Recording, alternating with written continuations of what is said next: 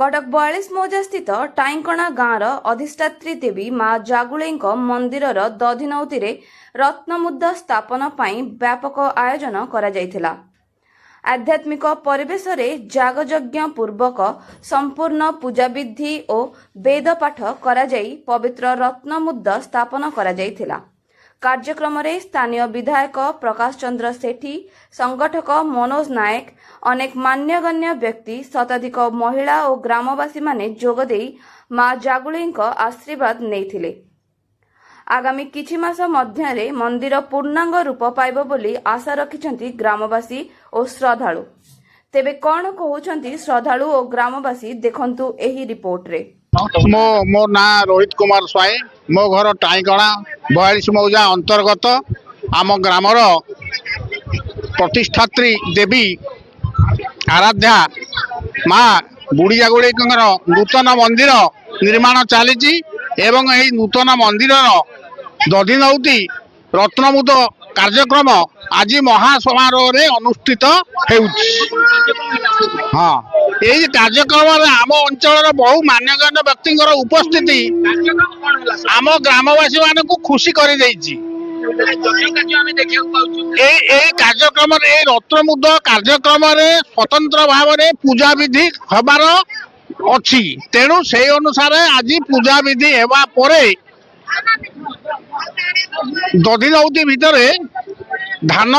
पूजा करा जाई धान एवं विभिन्न प्रकार शस्य सब ढला गला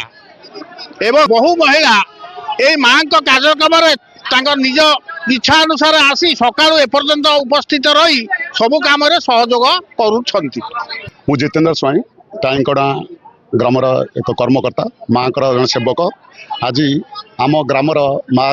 बुढ़ी जागुले ग्राम देवती आमर माँ बुढ़ी जागुले रत्नमुद्द कार्यक्रम आरंभ चली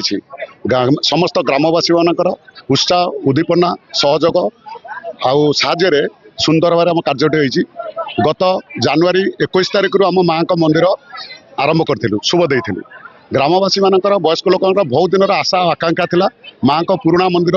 जो जराजीर्ण अवस्था थिला ताकू किपरि भाव में नूतन मंदिर प्रस्तुत करूँ से बहुत दिन स्वप्न देखी हाँ से स्वप्न को आम साकार करने सब पिला चेष्टा करी मंदिरटा जानुआरी 21 आरंभ करूँ। आज रत्नमुद्द कार्यक्रम होची जो दधिनौती आमर जो पंचशस्य धातु इत्यादि अष्टधातु पड़ी तार परिपूर्ण हो मुद दिया हुए मंदिर हाँ आज यज्ञांति कार्य भल जाकजमक पालन कलु समस्त ग्रामवासी बहुत उत्साहित हाँ अन्य गण्यमान्य बिकले मान्यवर विधायक आसते संगठक आसते सोशल ऑर्गेनाइजेशन वाला आसते समस्त सहयोग गोटे माँ एत कृपा जोटि आम 30-35 वर्ष है लोक परस्पर को मुह देखु नथिले माँ कृपार एकजुट होती ग्रामवासी समस्त एत सुंदर भाव एकजुट होती महिमारू आम मैंने एकत्रित हो समस्त आबाल बुद्धवंता एकत्रित एक मन हो समस्त अकुंठ साहाय्य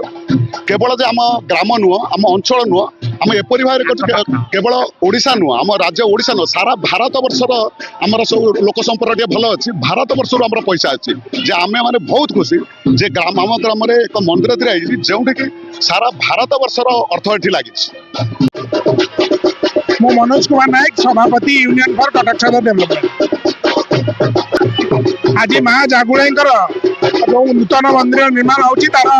रत्नमुद्द पड़ूला तेणु बहु संख्यक भक्त मैंने आसी जोगदे मंदिर संपूर्ण हम मुझे अवसर ग्रामवासी मत निमंत्रण करते मुझे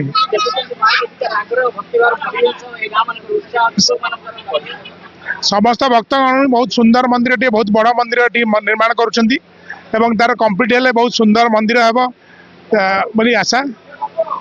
आपण मैंने जौन जगह जातु प्रथमे आग महिला माने ही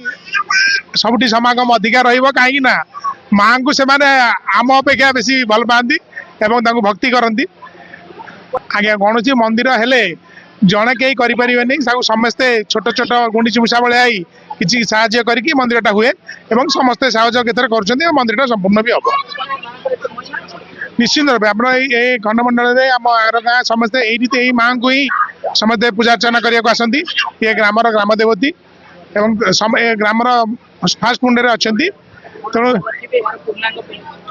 यार बहुत द्रुत गति रे कामटी आगे चलछि। आशा करुछि आउ 6 मास की वर्ष भितर मंदिरटी पूरा संपूर्ण हबो एवं माँ निज विजय स्थल की जीवे।